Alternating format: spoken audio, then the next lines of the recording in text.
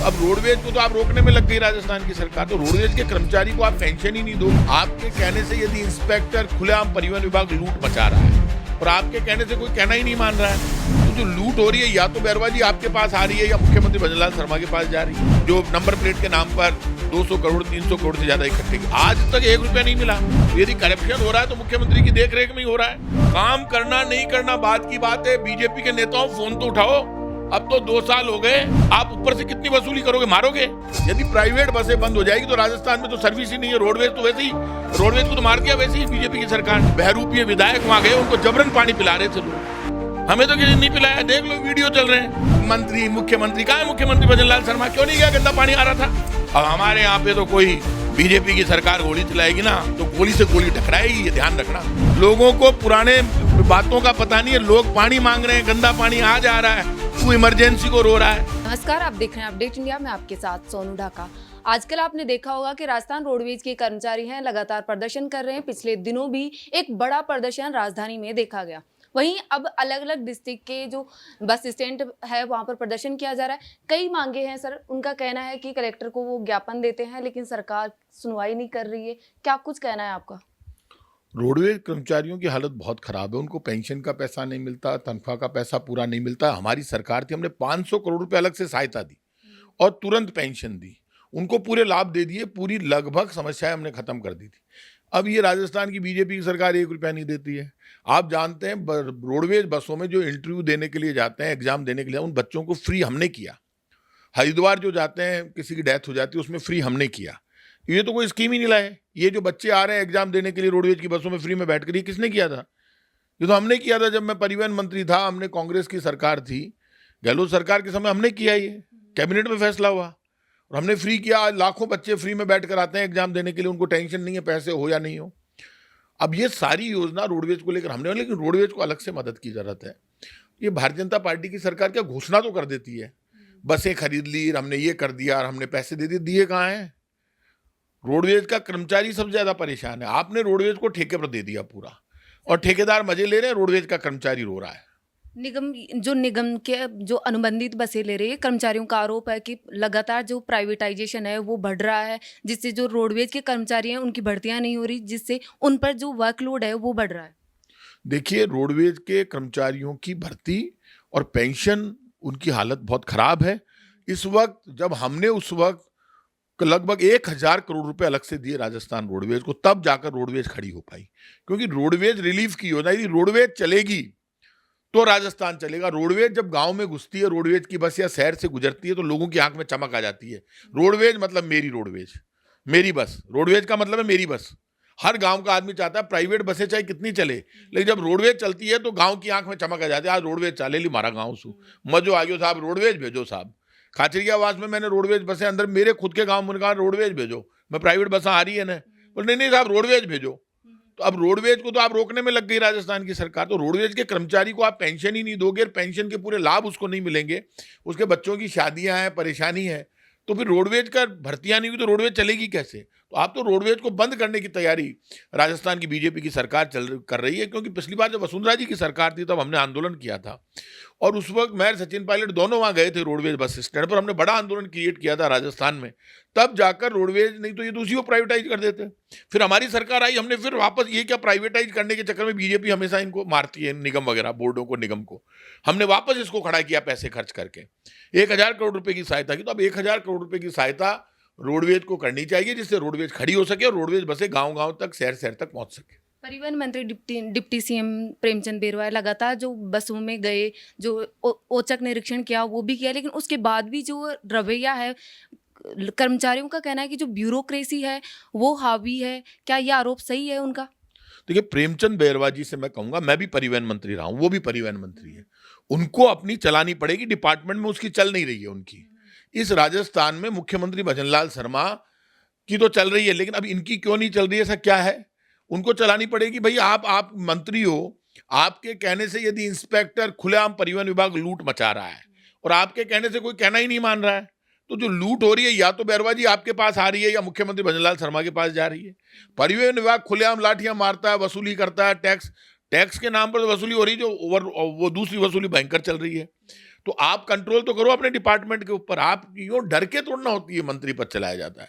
अब जब पिछली बार ये जब नंबर प्लेट के नाम पर ऑनलाइन वसूली कर रही थी राजस्थान की सरकार, तब मैंने बोला और मैंने कहा ये ऑनलाइन वसूली गलत है। आप नंबर प्लेट के नाम पर ये जो कंपनी वसूली कर रही है गैर कानूनी है। तब प्रेमचंद बैरवा जी ने स्टेटमेंट दिया कि ये पैसे हम वापस लौटा देंगे जो नंबर प्लेट के नाम पर 200 करोड़ 300 करोड़ से ज्यादा इकट्ठे की। आज तक 1 रुपया नहीं मिला। आप बताओ, 1 रुपया नहीं मिला और अभी तक वसूली जारी है। तो आपका एक्शन काम ही नहीं आता। आप आदेश जारी कर देते हैं, आदेश लागू नहीं होता, अधिकारी मनमानी करे। तो ये जो सिस्टम अधिकारियों से सेट हुआ है करप्शन का, या तो आपके साथ भी सेटिंग है, उप मुख्यमंत्री के साथ भी। मुख्यमंत्री के यहाँ तो है ही नहीं, तो मुख्यमंत्री सचिवालय में अब ये आप समझ लो कि मान लो वहाँ अखिल अरोड़ा बैठे हैं और सेक्रेटरी टू सीएम है, वो होशियार आदमी है। मुख्यमंत्री सचिवालय की बिना मर्जी के तो कुछ हो नहीं सकता, मुख्यमंत्री भजनलाल शर्मा की बिना मर्जी के। तो यदि करप्शन हो रहा है तो मुख्यमंत्री की देखरेख में ही हो रहा है, तो मुख्यमंत्री जवाब दे। या तो करप्शन पर तो जीरो टॉलरेंस की नीति के लिए बोलती है बीजेपी सरकार लगातार। कटे जीरो टॉलरेंस है। जीरो टॉलरेंस की तो लाई जनता की जीरो टॉलरेंस होगी। जनता की तो हालत जीरो ही जीरो है। टॉलरेंस पावर ही खत्म कर दी। जनता ने इनको शिकायत करना बंद कर दिया, इनके पास जाना बंद कर दिया। राजधानी जयपुर में एक स्कूल बंद हो गया, कल ट्री स्कूल, वहां पे श्यामनगर में। आप ये देखो, जयपुर की एमपी है, इतने वोटों से जीती है, मैं खुद पार्लियामेंट का चुनाव हारा हूं। वो पिछले 1-1.5 साल से आराम कर रही है, मजे कर रही है, और लोगों ने वोट दिए उनको। मोदी जी ने डाला, सनातन को देंगे, और एमपी को जानते ही नहीं है। और कल मेरे पास फोन आ रहे हैं, लोग इकट्ठे हो गए। फिर मैंने एजुकेशन डिपार्टमेंट में फोन किया और यहाँ पे पुलिस वालों को फोन किया। मैंने कहा भाई ये स्कूल ऐसे बंद नहीं कर सकते। वो जो पेरेंट्स बाहर खड़े हैं वो मोदी जी को फोन नहीं मिला रहे, एमपी को नहीं मिला रहे, एमएलए को नहीं मिला रहे, मेरे को मिला रहे। अरे भाई साहब ये क्या कर रहे हो? वोट के वक्त मिलाया करो ना मुझे फोन। जो दर्द होता है, स्मार्ट मीटर लगाने वाले आते हैं मुझे फोन करते हैं। अरे तुम्हारी मर्जी है तो मत लगाने दो, लगा ही नहीं सकते। मनोहर लाल खट्टर कह रहा है कि स्मार्ट मीटर आप जबरन नहीं लगा सकते। फिर भी जनता डरे। चुनाव के वक्त तो नहीं डर रही थी, चुनाव के वक्त तो हमारी ऐसी की तैसी करने में लगी हुई थी, उठा उठा के खंजर मार रही थी। हमने तो कुछ बिगाड़ा नहीं। जयपुर में ये जितने काम हैं वो हमने किए हैं। ये घाट की गुणी की टनल कौन लेकर आया? हम लेकर आए, कांग्रेस। ये मेट्रो हम लेकर आए, एलिवेटेड रोड्स हम लेकर आए, गुजर की धड़ी का अंडरपास, ये सारा जेएलएन मार्ग, ये रामनिवास बाग की पार्किंग, ये जितने पुलिया, ये बीसलपुर में पानी, ये जयपुर का डेवलपमेंट, तो ये हमारा ही किया हुआ है। आप ये बताओ, यूडी टैक्स के नाम पर ये व्यापारियों की दुकानें बंद हो रही है, खुलेआम वसूली हो रही है, बदमाशी हो रही है, गुंडागिर्दी हो रही है। जयपुर में कानून व्यवस्था चौपट हो गई। कल वीडियो आया है, एक आदमी को सरेआम लाठी सरियों से मार रहे हैं। पुलिस क्या कर रही है? मैं लोगों से कह रहा हूं, यदि स्कूल बंद हो गया और पेरेंट्स वहां खड़े हैं तो उनको बुलाते क्यों नहीं हो? फोन ही नहीं करते उनको। अरे जिसको फोन करते हो उसको वोट भी दिया करो।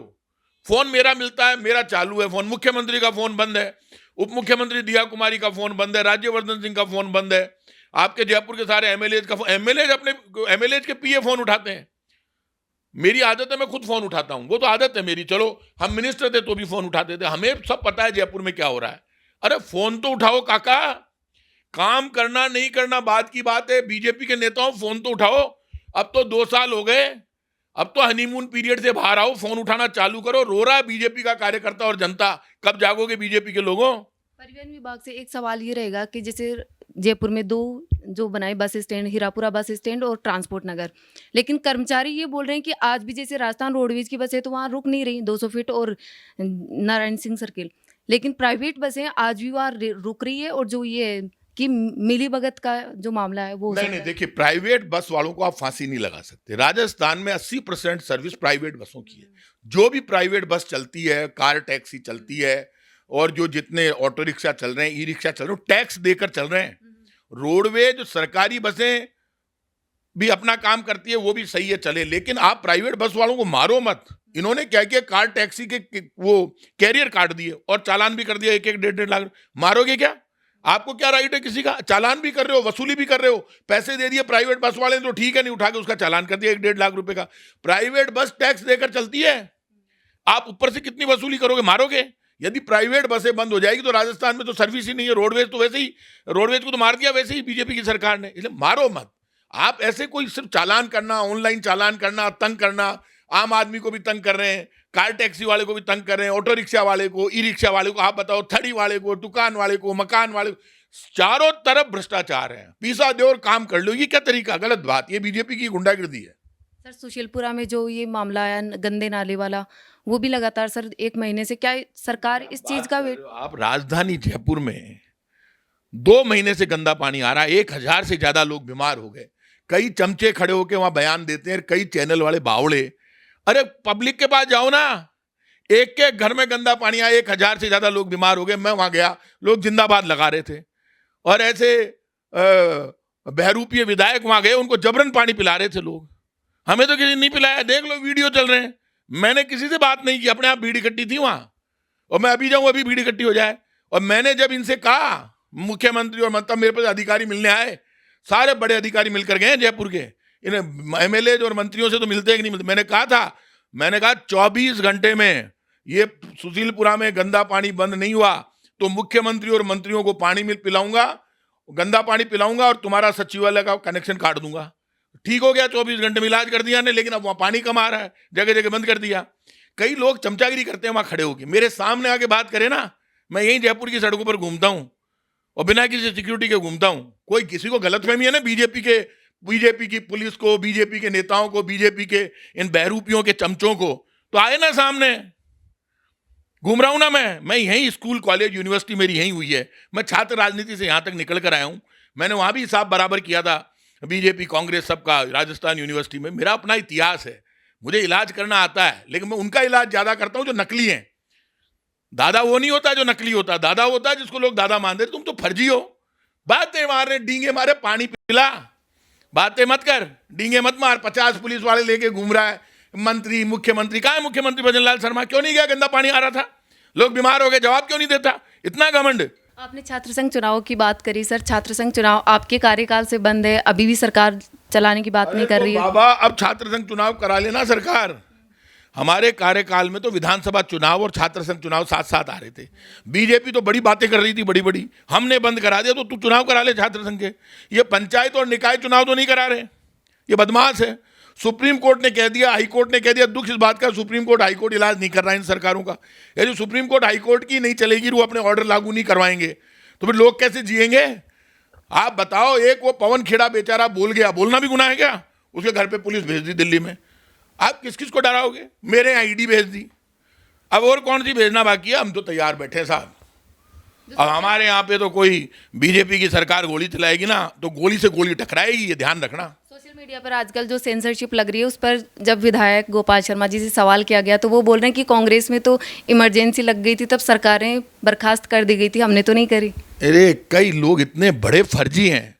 अरे काका, कौन सी इमरजेंसी न रो रही है?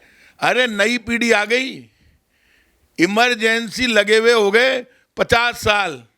लोगों को पुराने बातों का पता नहीं है। लोग पानी मांग रहे हैं, गंदा पानी आ जा रहा है, तू इमरजेंसी को रो रहा है। तो ये दिन भर ये फालतू की बातें करते रहते हैं।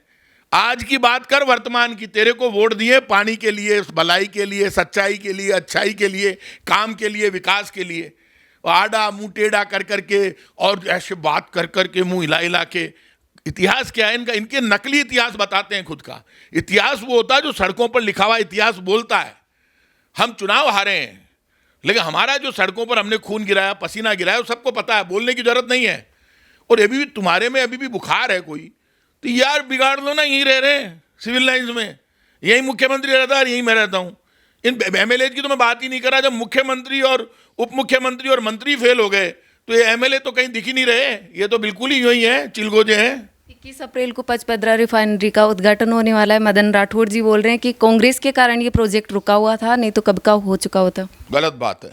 मदन राठौड़ जी का मैं सम्मान करता हूं, मेरे अच्छे संबंध है, लेकिन मदन राठौड़ जी आप भूल गए, अशोक गहलोत जी से बैर भाव रखते हुए वसुंधरा जी ने रिफाइनरी का काम बंद कर दिया था। जब वसुंधरा जी मुख्यमंत्री बनी, अशोक गहलोत ने उस वक्त रिक्वेस्ट की और ये कहा कि देखो, ये कांग्रेस का सबसे ड्रीम प्रोजेक्ट है, ये रिफाइनरी राजस्थान को फाइनेंशियली मजबूत करेगी। तब उन्होंने, वसुंधरा जी ने किया नहीं, लेट कर दिया 5 साल तो उन्होंने, अब इन्होंने लेट कर दिया। ये जो प्रोजेक्ट था, ये पूरा लगभग 99.50% काम या 99.9% काम गहलोत सरकार कर गई। ये पिछले 2 साल से काका जी लेके बैठा है, ये तो कब का ही उद्घाटन हो जाता है। अब उद्घाटन करो, राजस्थान मजबूत होगा, भला होगा। दिन भर रोते रहते हैं पीसो गोनी, तो काका रिफाइनरी तो चालू करो। अब ये चालू कर रही है, तो ये जो बीजेपी वाले कहते हैं हमने लेट कर दी। अरे हिंदुस्तान की सरकार तुम्हारे पास 2 वर्ष से ज्यादा हो गए, राजस्थान में तुम्हारी सरकार को काम करना हो करो ना, हमारे ऊपर पत्थर क्यों फेंकते हो दिन भर? कोई काम करके दिखाओ। कई मुद्दों पर बातचीत करिए राजस्थान की सियासत से जुड़े हुए। साथ ही जो रिफाइनरी का प्रोजेक्ट है वो भी उद्घाटन होने वाला है 21 अप्रैल को। ऐसी ही लगातार अपडेट्स के लिए देखते रहिए अपडेट इंडिया। मैं आपके साथ सोनू ढाका, जयपुर।